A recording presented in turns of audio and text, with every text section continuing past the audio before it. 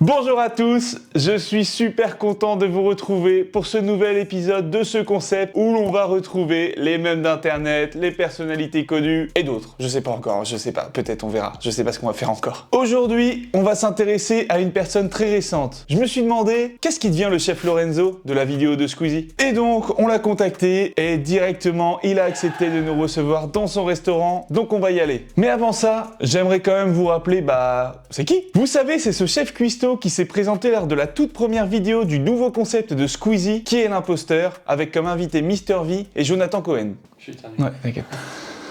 Oh putain, c'est un bel éternuement. Déjà, pour ceux qui ne le savent pas, le concept de l'imposteur a été importé en France par Squeezie le 5 juin 2022. Déjà plus d'un an, wesh. Et depuis son arrivée, c'est le concept fort de Squeezie. Et pourtant, le concept, il est très simple. 3 personnes viennent se présenter avec une supposée passion ou métier en commun. Mais parmi ces 3 personnes, l'une d'elles n'a aucun lien avec la passion supposée, et pire que ça, il connaît l'un des juges. Le but, c'est donc de retrouver qui est l'imposteur. Cette vidéo, qui est la première de ce concept, culmine à bientôt 23 millions de vues sur sa chaîne. Et donc, en parlant de cette première vidéo, la première manche commence, et c'est notre cher Lorenzo qui vient se présenter. En plus de Lorenzo, il y a donc 2 autres personnes qui sont supposées être des chefs cuistots. Lorenzo se présente comme chef à domicile et traiteur. Jusque-là, tout va bien, mais arrive l'épreuve pratique. Et là, c'est là que la bascule va se faire. Les participants sont invités à faire une omelette. Même moi, j'en suis capable. Je peux, hein. Oui. Ouais, c'est bon. Au moment de la dégustation, c'est le drame pour notre Lolo. L'omelette est trop cuite et les juges ne se font pas prier pour lui faire remarquer. Ça en dessert, je suis d'accord, mais pas en plat.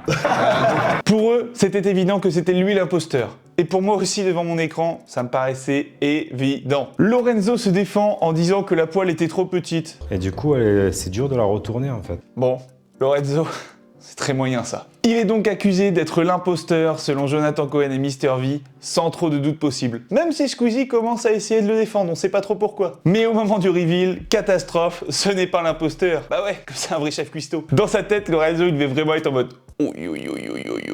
Gros fou rire des participants qui s'excusent auprès de Lorenzo de l'avoir descendu pendant 20 minutes. Mais pas de soucis, Lorenzo a l'air de le prendre avec beaucoup de second degré et beaucoup d'autodérision. Merci à Lorenzo pour ce fou rire qui a été le premier d'une série de vidéos que j'adore sur cette chaîne. Alors maintenant que vous avez le contexte, suivez-nous, on va lui poser des questions. Nous avons rejoint Lorenzo. Comment tu vas? Ça va très bien. Eh ben, t'as l'air de très bien aller. Ouais, exactement. Où est-ce qu'on est? Là, on est dans notre petit café. Donc, moi et ma femme, on a ouvert ce petit café au mois de mars. Ouais. Et voilà, donc aujourd'hui, on sert tout ce qui est petit déjeuner, des brunchs et des plats à tendance américaine. Voilà. Ouais, c'est ça. Et comme on peut le voir justement dans une ambiance qui est quand même fort sympathique. Ambiance années 80 parce qu'on est, on est de cette génération. Ah oui, c'est Et donc, tout ce qui est... oui. Et donc avec des petites références à beaucoup de films des années 80 et de la musique des années 80 qui passe toute la journée, soit sous forme de clip. Ah bah tiens, même la sonnerie c'est les années 80. Et donc, si on est là, c'est pour parler de ton apparition dans la vidéo de Squeezie.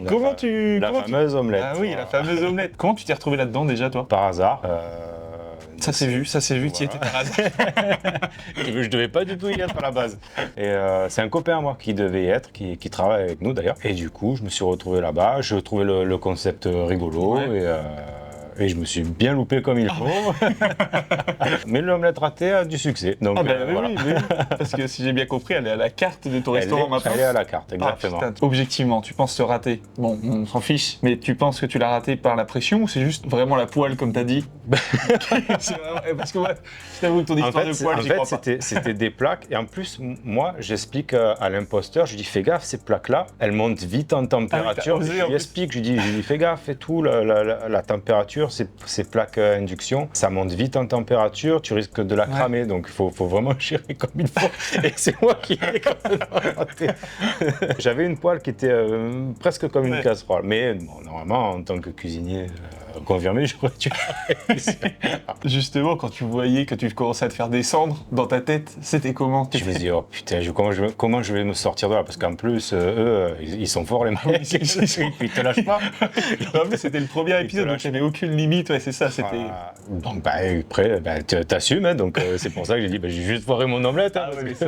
Et au final, ça a laissé place à une scène quand même qui est... Enfin pour moi, quand on l'a vu, et puis tout le monde, je pense, qui l'ont vu, mais on était mort de rire justement devant cette scène. Au final, le comique de situation, il était incroyable. Déjà, c'est dur de rester sérieux face à eux, parce que c'est blague sur blague, donc c'est compliqué. Mais au final, c'est un bon moment. J'appréhendais oh là là, comment ça va se passer, quand ça va sortir. J'ai raté mon omelette devant des millions de spectateurs. Et en fait, c'était assez positif.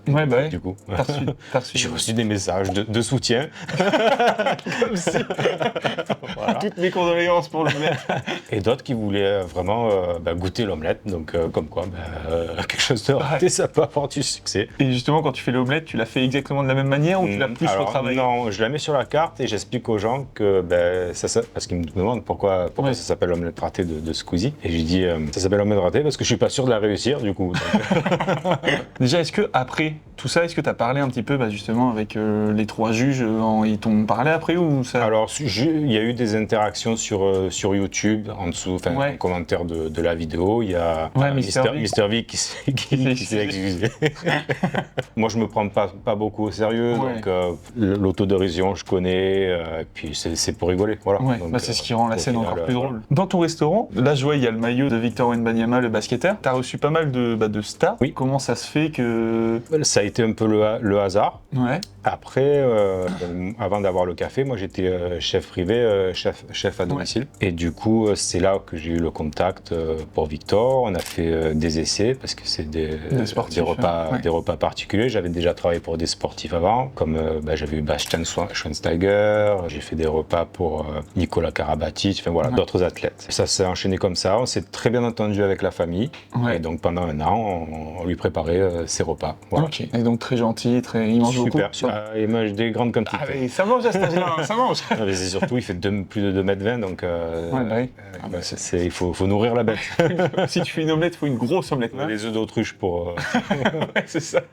Et là, tes projets pour l'avenir, du coup, si j'ai bien compris, c'est de partir aux United States. Oui, les États-Unis, ça faisait un moment qu'on préparait ça. Donc, ma femme est américaine, elle est du New Jersey. On a eu l'approbation pour le visa. Et du coup, moi, je vais quand même revenir pour faire une passation ici, donc, pour que le concept continue de tourner, parce qu'on trouve que c'est un concept sympa. On a mis beaucoup d'amour et d'énergie dans cet endroit. Du coup, si j'ai bien compris, en fait, cette vidéo de Squeezie, même si ça a été un fiasco dans la pratique, t'en tires que du positif et c'est quand même une expérience que tu retiens. Ah ouais, voilà, c'est une expérience exceptionnelle. C'était un pur hasard et au final, c'est très positif. Ça nous a ramené du monde, surtout des jeunes. Ouais, parce qu'il y a un lycée qui est pas trop loin et chaque fois qu'ils arrivent, mais c'est fou.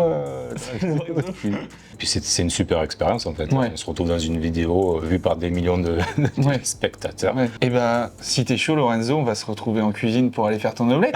Avec plaisir. Allez. Bon, Lorenzo, on est dans ta cuisine. T'as tout sorti. Il n'y a plus qu'à. Voilà. Je vais te regarder, moi. Il n'y a plus qu'à. Je vais pas pouvoir beaucoup t'aider. De toute façon, elle est loupée ou elle est pas loupée. Donc, Là, tu fais laquelle, la loupée ou la pas loupée? On sait pas. Tiens, là, on va mettre. Déjà, il y a un beau paquet de beurre là. Voilà. J'en avais trop mis dans celle qui était râpée. Ah ouais? Dans les... Sel, j'en ai déjà mis. Hop, t'as déjà mis du sel? J'ai pas vu mettre de sel. J'en ai pas mis. Ouais, non, il a pas mis de sel. Ah non, j'ai pas mis de sel. Non, mais Lorenzo, sérieux, je vais pas être là à chaque fois. Je fais n'importe quoi. C'est la pression des caméras. Je crois que c'est vraiment la caméra qui fait que tu n'y arrives plus en fait. Battre les œufs, tac. Moi, c'est bien que j'apprends en même temps comme ça. Mais en même temps, si je la rate, les gens ils savent. Ils sont prévenus. Voilà. Voilà. Bon, là. Et là, tu laisses cramer, c'est ça? Là, on laisse bien cramer comme ça. Non, après, moi, je mets d'une spatule maintenant, tu sais. Ah, ça y est, t'as pris exemple sur les autres. Mais il y en a, tu vois, les vidéos sur YouTube, je sais pas faire. Les omelettes, ça n'a jamais été mon fort. Ah bah oui, on sait. Tu vois, je décolle comme ça. Non, à la bonne franquette, hein. À la bonne franquette. Et puis, on va la rouler tranquille. Ici, on la fait pas trop baveuse. On la fait à l'américaine. À l'américaine, c'est-à-dire avec un cheeseburger dedans? Souvent, on met beaucoup de fromage, on met beaucoup des tomates. Ah oui, ouais. Voilà. Un peu en mode tortilla presque. Ouais, exactement. Et voilà. Elle est très belle en vrai, ton omelette là. Tu vois, elle est pas mal. Et ils nous auraient donc menti. Il n'y a rien là. Ils vont faire quoi maintenant? Ah mais oui, on va ajouter du topping comme on dit. On va mettre du topping, on va mettre... Alors est-ce qu'il m'en reste parce qu'on... Topping. On va mettre du topping. Allez, des petites herbes. Sinon, on la goûte comme ça. Hein. Parce que là, t'essayes de m'avoir en rajoutant des trucs. Moi, c'est l'omelette que je veux goûter. Allez. Ah ben, je vais te donner des couverts. Là, il n'y a pas de fromage, il y a nature. Hein. Ouais, bah j'ai... Voilà. Comme dans l'émission. Essaye pas de...